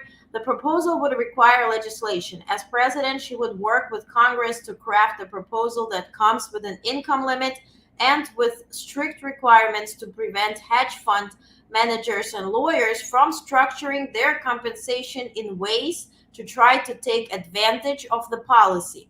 Vice President Harris would push for the proposal alongside an increase in the minimum wage. And by the way, how this 15 an hour or 7 point whatnot an hour came by, this is still based, and this is what AOC shared, I probably shared it before, in our meeting last week, that it has been established in the 50s. So the whole point was, how much does a white man need to earn to put food on the table for his family and wife who's at home taking care of kids? So there is no, kindergarten or nanny or whatever cost involved. Plus, she also mentioned there is no internet cost or, cell phones or nothing that really builds up our budget and expenses monthly these days. Nothing that did even exist physically in the 50s, right? So that needs to be restructured. And so that's what they will be taking on. And AOC also, Alexandria Ocasio-Cortez, she shared that she will be certainly picking up that topic to start talking about it and reevaluating, because this 15 an hour is not enough, even if people get those 15 an hour. So, on that occasion. Really quick about yesterday's fundraiser. It was off the record, so no pictures, no videos could be taken in San Francisco. Former Speaker Pelosi was there. Governor Newsom was there. They raised $12 million. Again, it was off the record. Some business people were there, some celebrities, but not many in terms of, like big names. So the program kicked off with the former Speaker Pelosi, who received a standing ovation upon walking to the lectern. She says, quote, "Isn't this a day to take pride in our candidate for president?" Pelosi began. The speaker made an analogy between elections and Olympics, noting that the difference between gold, silver, and bronze can come down to seconds. Elections are that close, she said. Harris makes us all proud. Pelosi added. She described Vice President as a person of great strength and someone who's politically very astute. Shifting to Governor Walz, Pelosi said he did more serving on the House Committee on Veterans Affairs that has been done since the GI Bill was passed. Pelosi referenced his opponent, what's his name? Trump, suggesting he'd overturn the Affordable Care Act. Circling back to the Olympics analogy, she says, democracy is on the ballot, and we want democracy to win the gold that day. So then VP Harris entered. She praised Pelosi for her leadership, particularly the ACA, and thanked Affordable Care Act, and thanked Governor Newsom and other California officials. Harris emphasized her campaign's focus on moving forward, addressing various issues, including the ACA, voting rights, and reproductive rights. She spoke about the high stakes of the upcoming election and the enthusiasm of her supporters. She highlighted the importance of Gen Z and criticized recent laws against LGBTQ+ rights and abortion. She concluded by celebrating democracy and the energy of her campaign, noting that high level of volunteer engagement. The event was well attended with enthusiastic support from the crowd. So I saw a video, and you probably saw it too, that where Pelosi was praising Kamala Harris. And if you think about body language, Kamala Harris was like very reserved. She's a hugger. She's very, upbeat. And she was like, okay. So, Okay, so Governor Walz is kicking off his tour, his solo tour, and he is dipping and doing. He's flying to 2 events every day. He is the rock star. So listen, Tuesday, tomorrow. In his first solo Harris-Walz campaign event as VP Harris running mate, Governor Tim Walz will travel to Los Angeles, California, where he will deliver remarks at the American Federation of State, County, and Municipal Employees 2024 convention. So also Kamala Harris recorded her part today at the White House, so probably there will be a video introducing him, or him introducing the video. Later, Governor Walz tomorrow will deliver remarks at Harris-Walz campaign reception in Newport Beach, California. Wednesday, he's traveling to Denver, Colorado for campaign reception, which I think, again, is private. Whenever we hear reception, it's a private fundraiser. Again, only editorial pool is there. And then he will deliver remarks at Harris-Walz campaign reception, again, in Boston, Massachusetts. So it's already California, Colorado, Massachusetts. Then Thursday, remarks at campaign reception in Newport, Rhode Island. And later, remarks at campaign reception in Southampton, New York. Obviously, Hamptons. So it's private fundraisers, probably him being introduced to the high earners, as they say, to build relationship and raise money. Second gentleman, Emhoff, he came early morning from Paris because he was headlining the delegation to closing ceremony. Tuesday, tomorrow, he will be in Los Angeles, California to deliver remarks at campaign events. It's not communicated that it's the same event that Governor Walz is at, but both are in LA. Wednesday, he will have also 2 events in Illinois. One is in Chicago, another one is another I shared it on X, another city. So quickly, let's talk about Russia and Ukraine and a bit about Middle East, and I'll let you go. So give me 10 minutes. So as you know, Ukraine has done the incursion into Russia, occupying the area of Kursk. Again, this since Ukraine is prohibited to shoot down the missile launchers across the border, now they cross the border to hit the targets, military targets inside Russia.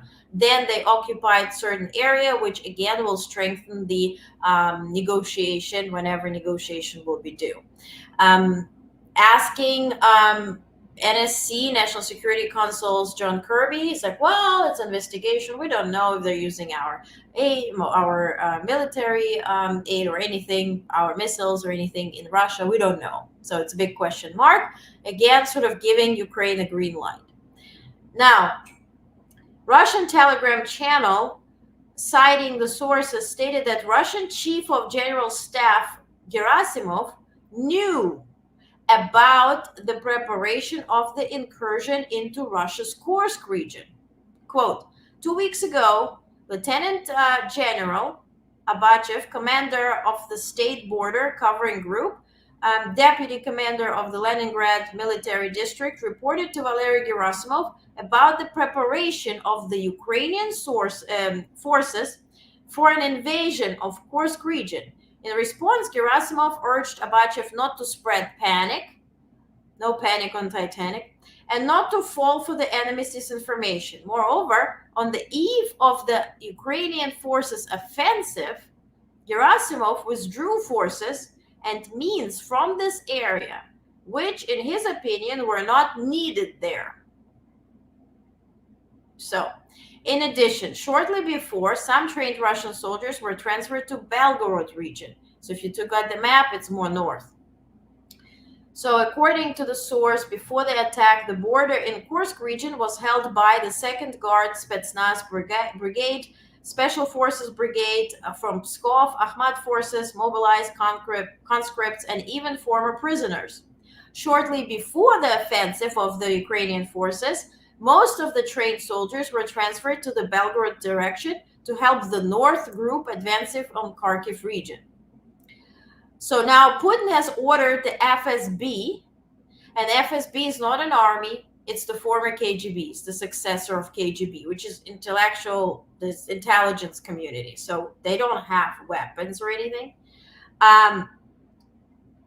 So he told them, right, the FSB, Federal Security Service, to cleanse the area liberated by Ukrainian forces. So for that reason, since they don't have an army, nor preside over any National Guard, they will be running those false flag operation, like targeting Russian civilians, claiming it was Ukraine, to provoke more attacks and more civilian death within Ukraine. So as of today, 28 settlements are under Ukrainian control in Russia. So, and I want to show you a video. So if you're close to the screen, if you're not, come close, because you're going to read translation into English. That is when Putin was informed today in Kremlin online about those 28 settlements being under Ukrainian occupation, and how he shut down that guy. Like, I don't want numbers. Don't tell me any numbers, because it's on television. So take a look. В настоящее время ситуация в регионе сложная. На сегодняшний день под контролем противника находится 28 населенных пунктов. Глубина проникновения на территорию Курской области составляет 12 километров. Ширина по фронту 40 километров. Это, послушайте, Алексей Борисович, это военное ведомство вам доложит, какая там ширина и глубина. Вы расскажите нам про социально-экономическую ситуацию и о помощи людям доложите. What are you talking about socioeconomic situation and help for people in occupied areas? 180,000 people had to leave their home and were given $115 to survive. And they're somewhere near Moscow, and Moscow people don't want to have those village people anywhere near. So just like, shut up, stop talking about numbers, because people will report on it. So Foreign Minister of China issued a statement saying, quote, China closely monitors the situation in the Kursk region and urges all parties not to escalate to or expand the conflict. Like, no panic on Titanic. Meanwhile, China is stealing or actually buying for like a cent a piece, Russian territory near China, right, on the other side. So they're getting their sources for providing the military assistance, right, or chips that Russians use to create missiles to hit Ukraine with. So they're building their own business there. Meanwhile, Ukrainian troops are digging trenches in Russia's Kursk Oblast, which is a sign that they're planning to stay, says Forbes. But I want to show you a quick video. This is how Russian people who are liberated by Ukrainians are greeting Ukrainians. You might have Ukrainian forces. You might have heard like Slava Ukraine. It's like glory to Ukraine. And then Geroyam Slava is glory to the heroes, right? Listen to this. This is how Russians are greeting Ukrainian forces. Шевченкова нас люди встречают. Вот так встречает народ украинскую армию. После того, как освободили от русской армии.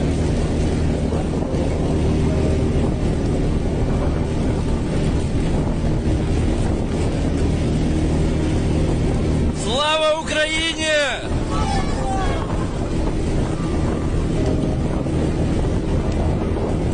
Слава Украине!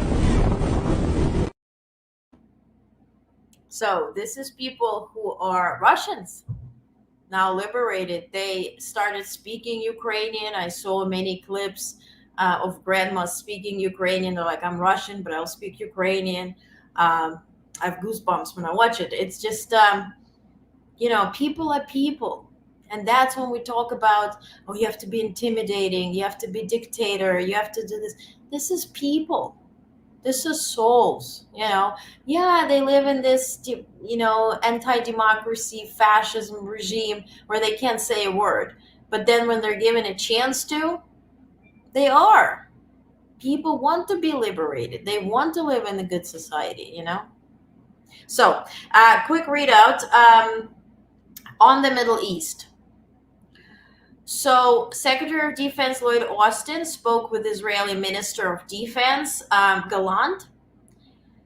Secretary Austin reiterated the United States' commitment to take every possible step to defend Israel and noted the strengthening of U.S. military force posture and capabilities throughout the Middle East in light of escalating regional tensions. So pay attention. Reinforcing this commitment, the Secretary Austin has ordered the USS Abraham Lincoln Carrier Strike Group, equipped with F-35C fighters, to accelerate into its transit to the Central Command area of responsibility, adding to the capabilities already provided by the USS Roosevelt Carrier Strike Group. So now it's both Lincoln and Roosevelt. First, they replaced one with the other. Now both are there. And it was confirmed today that they already entered the area today. Secretary Austin and Minister Gallant also discussed Israel's operations in Gaza and the importance of mitigating civilian harm, progress towards securing a ceasefire, and the release of hostages held in Gaza. So, as you may have heard, Israel had conducted a strike on Gaza, on a hospital. Yes, Hamas is using civilians as human shields. They were hiding in the basement. The hospital was killed. About 80 people, women and children mostly, have died. The talk is whether Israel has used American missiles. U.S. is saying, or our National Security Council is saying, we need an investigation. Israelis are investigating. No answers for now, but because none of those 80 people could be buried, because all of them are spread out, there's not a single body that could be buried, it hints that that missile was used. So, but again, once there's anything official, I will let you know. The German Chancellor Scholz has tweeted, the spiral of violence in the Middle East must be broken now. Any alternative entails unforeseen risk for the countries in the region and their people. In my phone call with the Iranian president, I urged that everything be done to avoid further military escalation. Also today, the group you see here, signed by Joe Biden, Emmanuel Macron of France, Olaf Scholz of Germany, Giorgia Meloni of Italy, and Keir Starmer of United Kingdom, they said, we, the leaders of the United States, UK, France, Germany, and Italy, discussed the situation in the Middle East. We expressed our full support for ongoing efforts to de-escalate tensions and reach a ceasefire and hostage release deal into Gaza. So also today was the NSC gaggle with John Kirby. So here's the latest. He says that we continue to monitor the rising tensions in the Middle East. Israelis, and this is, we asked what he meant by it, Israelis intelligence community, as much as U.S. intelligence community, both stated that they believe it is increasingly likely there will be an attack from Iran or its proxies, and the U.S. shares this concern. So both intelligence communities are saying that this Iranian attack or proxies attack on Israel would be coming any day. President Biden spoke with the counterparts, as I read out, UK, France, Germany, Italy, to reaffirm the need for ceasefire, the return of hostages, and to send a strong message that we do not want to see an attack from Iran or its proxies. We are closely monitoring what such an attack might look like, as it could occur any time this week. We must be prepared for what it could entail, which is why we have increased, as I read out from Secretary Austin, that's why we have increased our posture in the region. President Biden confirmed that we can defend Israel if it comes to that, but nobody wants to see it escalate. As for Israel's response, if it were attacked, the reaction would depend on the nature of the threat. Now, regarding peace talks in Doha, as I mentioned last week, the Egyptian, Qatar, and U.S. leaders, President Joe Biden and other leaders, have proposed peace talks in Doha or Cairo, and so it will be in Doha on Thursday, August 15th. We remain confident that the ceasefire talks between Israel and Hamas will take place, and most importantly, that hostages will be released. Whether all parties will attend depends on public statements that have been released. An Iranian attack would certainly impact the talks, but there is no reason for any party to shy away from reaching a deal. We will wait until Thursday. So as we had this briefing, at the same time, Hamas issued a statement that they will not be attending the meeting in Doha, to which Kirby said, we plan to attend and they need to be there. So then reporters we asked, well, but what if they're not there? How you can agree on anything? And he said, well, we assume they will be there. So let's see. Now, regarding Israel's use of American bombs on a strike that resulted in death of 80 civilians at a school in Gaza, we have no confirmation of the use of such weapons. Regarding now here, Trump's claim that their emails were hacked by Iran, again, they refer to Department of Justice. We strongly condemn anyone who attempts to undermine our democracy and take this matter seriously. So they did not confirm that it happened or denied that it didn't. And then, because, I showed you those clips in the White House press briefings, how media is asking weird questions. Like, remember the question, did the government or administration start transitioning? And they're like, transitioning to what? We haven't had the election yet. We don't know who the winner is. What are we transitioning to? Guess what? In the National Security Council briefing, Politico asked about the transition and if it has begun.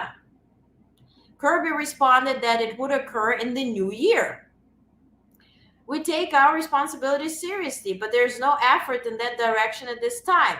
Politico followed up asking if it perhaps is there, but you, Kirby, just don't know about it. To which Kirby replied, quote, how about I get back to you on that, end quote. Like, you're asking Admiral John Kirby, the communications director of the National Security Council, if there is a transition to something that he doesn't know about. Like, I never will be ending to be surprised with Politico. Politico runs the White House correspondence. They decide who sits where, who asks questions. I'm telling you, Politico bad. Yeah, he's still president. With Maduro, what is likelihood Benjamin Netanyahu pulls a Maduro? I would say high. Yeah. And also, you don't have to even wait for Iran to strike Israel. You can also lead to Israel striking Iran, and then we're in the hoopla. Telling you. So, that's it. Let's listen to, is it still running, guys? Oh my God, it is. And we can do it fairly quickly. And we have to get rid of the criminals that have been, given to us by other countries as they laugh. They laugh at us. They think we're stupid to accept these people. These are radical, stone-cold killers in many cases, and terrorists. And they're in our country by the hundreds of thousands. Yeah. And we have to take them out. Yeah, I mean, if I can summarize it, perhaps, I think these are issues that I think most people in America would agree with, which is that we want safe and clean cities, we want secure borders, we want sensible government spending, we want to restore both the perception and reality of respect in the judicial system, just stop the lawfare, and I think that's like, and how are those even right-wing positions? I think those are that's just common sense, and that's. I mean, would you agree with that? 100%. I don't understand, the whole, they call it progressive. They don't like the word liberal anymore, but call it liberal or progressive. I don't understand how somebody could say that it's okay for them to empty prisons into our country. And again, I told you, their crime rates all over the world are going way down, which makes sense. In fact, the next time what we'll do is if something happens with this election, which would be a horror show, we'll meet the next time in Venezuela because it'll be a far safer place to meet than our country, okay? So you and I will go and we'll have a meeting and dinner in Venezuela because that's what's happening. Venezuela, where Maduro said he's about to fight Musk, and Musk said, bring it on. That Venezuela? People have come into our country and they're just getting acclimated. And they don't know about being politically correct law enforcement or lack of law enforcement. And our police, I have to just end with this, we have great police. We have great law enforcement, but they're not allowed to do their job. They have to be able to do their job without being destroyed. Well, absolutely, and it's obviously demoralizing if you're a police officer risking your life to arrest violent criminals who could kill you and do kill you sometimes, and then you arrest a violent criminal Do and kill then you sometimes. The DA, Not always. doesn't prosecute and they just let the guy out. Well, then, like, why should a police officer risk their life to arrest a violent felon? Well, even worse, Elon, nothing's going to happen. Even worse, they prosecute the police officer. They go after it and they prosecute the police officer and they take away his pension. They take away his job. He loses his family. He loses his house. Well, I thought it was very telling, like incredibly telling, that when that was that case where sort of a gang of thugs beat up police officers. I think it was in Times Square in New York, and then nothing. My day was good. They were let out at 0. I'm actually listening to this, and I'm like, I'm so happy we're tuning into this, so I wouldn't have to like summarize it. Please don't expect an article or anything on this. Not in the email. I'm not going to put anything about it. I'm not going to do anything. Just talking to a felon, yeah. I mean, how weird is this situation where Elon sounds articulate? I've seen them get shot. I've seen a lot of things. But I've never seen where these guys are standing in the middle of a big street, everybody watching them, and they're literally boxing, like punching, stand-up fighting. A police officer, there were 2 of them. And I'm not going to do a guys, recap. and they're punching the hell out of them. And in their own country, they would be dead if they did that. They'd be shot. They would be shot instantly. And, they That's come about from these this one, countries, yeah. and it's taking them a while to realize that we don't do that in this country. But in their own country, if they stood on a street and had a fight with a police officer, they would be shot. There's no political correctness. And it's such a sad, it's such a sad thing to see. And that's the reason you have crime, by the way, because we don't do anything about it. We just cannot have a situation where our police officers are beaten up on camera by a gang of illegal immigrants, and then nothing happens to the guys that beat up the cops. I mean. Oh, I forgot to tell you something. So, what to expect in tonight's email?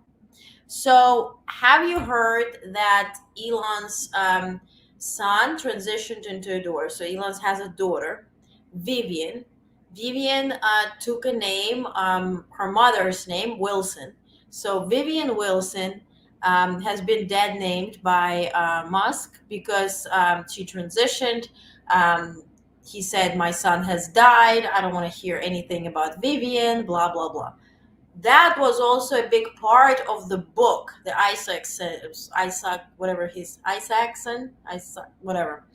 his book about Elon. And so Vivian is on Threads, and she went on a literally straightforward spree talking about the all the issues that came up in the book, and also what a bad job the author did, and all about Elon and what motivates him, and sort of checked him on all the stances. So Vivian said, let's talk about the Walter Isaacson, right? Isaacson book. For those of you unaware, he wrote a biography about Elon in which I'm featured. This is what I have to say on the matter. It's a bit heavy, so bear with me. So in the email tonight, on Substack, I'm going to feature what she said, screenshot, so you can take a look. Really deep, really harsh, really straightforward. Go, Vivian, and you can read it there. I don't want to put it up here since we're on Accent. I don't want to be completely banned. So if you haven't yet, please register on Substack here. It's free, and if you decide to register, I'm very, very grateful. And if you decide to support, I'm very, very grateful. So let's check in with this. Continue to hurt people, and I think where part of this comes from is that who hurts people. And I do sort of people consider myself liberal people. in some ways. I mean, it's just that you want to have empathy for people. Obviously, you want to have empathy for people. I totally agree with that. You want to have empathy, but you also have to have empathy for the victims of the criminals. And if you just have empathy for the criminals, it's actually shallow empathy. It's not real. You're not thinking. You're one layer deep empathy. You got to say, like, what if you don't incarcerate this person? Who are they going to hurt? They might kill someone. They might rape someone. If you don't incarcerate them, you have to have empathy for the victims. Wow. For the victims of the criminals, and that is a big takeaway. You have to have empathy for the victims, not just for criminals. So shouldn't we not just have empathy for Trump, but also for all those people whom he never paid for any services? So flip it and say, okay, since you're a felon and you bamboozled so many business people whose businesses failed, people who even ended their life, there are a bunch of those all over social media with the stories. What the he's going on about criminals? I don't know. What the F does Elon know about empathy? Yeah, no, it's a button. G-boss. Empathy for criminals. Oh my God. What is this? 1 million is still listening to this. And they really think that the USA is stupid. They think we're run by stupid people, and they happen to be right. But when I was there, we had no problem. We got them out. We took out thousands of MS-13 gang members. We brought them back. And now, again, he actually freed 5,000 Taliban they people. actually gave them a big increase in aid. They raised it up to billions of dollars, and they get nothing for it. So, I hope everybody's going to vote for Trump, and we're going to get this country straight. And I didn't need this. I'm like, I didn't need this. I had a very nice life. I didn't need to go through court systems and go through all the on top of this, I have to run. It's Marjorie Taylor Greene, Andrew, who's that? Andrew Feinberg. Yeah, it's the crew. It's the regular crew. And then somebody that looks like Designated Survivor. Oh, by the way, have you watched Designated Survivor? I started watching because I didn't watch it in 2017 or 16, 18, whenever it came out. And it's so good, but it feels like a very stressful day at work because it's the same White House, it's the same briefing room, it's the same this, same that, same media harassing people. So, it's really, really good, but come on. I'm going to need 2 Tylenols after listening to Trump interview. Me too. Have not watched it, but I will now. It's really good. It's like when the State of the Union happens, there's a designated survivor somewhere in the bunker. And so the episode starts with that the entire government is bombed, right, in the Capitol, and how that all happened. So it's really interesting. It's like reality. Yeah, I mean, unless for that crazy stuff, but they touch on Project 2025. They touch on COVID. And this, mind you, this 2016, 2017. They touch on North Korea, China, Russia, Ukraine. Incredible. I think it's on Netflix now. The Sutherland. Yeah. And I remembered it because somebody who's listening to this Peep Show has a picture of Sutherland. I've seen both seasons. I think it's 3 seasons. But anyway, really good. Okay, guys, I'm going to let you go. I'm going to write the email. I'm not going to sum up whatever they're talking about, nor I'm going to tune in to whatever they're talking about. I think we've heard enough. I think because I am scared that if we get to that point where we understand this, there's no way back. And our families, loved ones need us to be sane. So let's just be sane, and whatever clips we see tomorrow, I'm feature them if they're funny or ridiculous or whatever. Okay, that's the deal. But let's stay sane tonight. West Wing, but kind of darker. Yeah. West Wing is cool too. Also, Madam President. No, what? Madam President with the CBS. That was a cool show too, but it was kind of like very vanilla. Thank you. Get rest. Appreciate all of you. Thank you so much, JT. So is thank you. Thank you, everybody. I appreciate you. Thank you so much. Thank you for subscribing to emails, for being here, for supporting. I really, really, really appreciate you. You mean the world. So have a good night. See you tomorrow, 8 p.m. per usual. And until then, Twitter, Threads, YouTube, we see each other. Okay? Have a good night.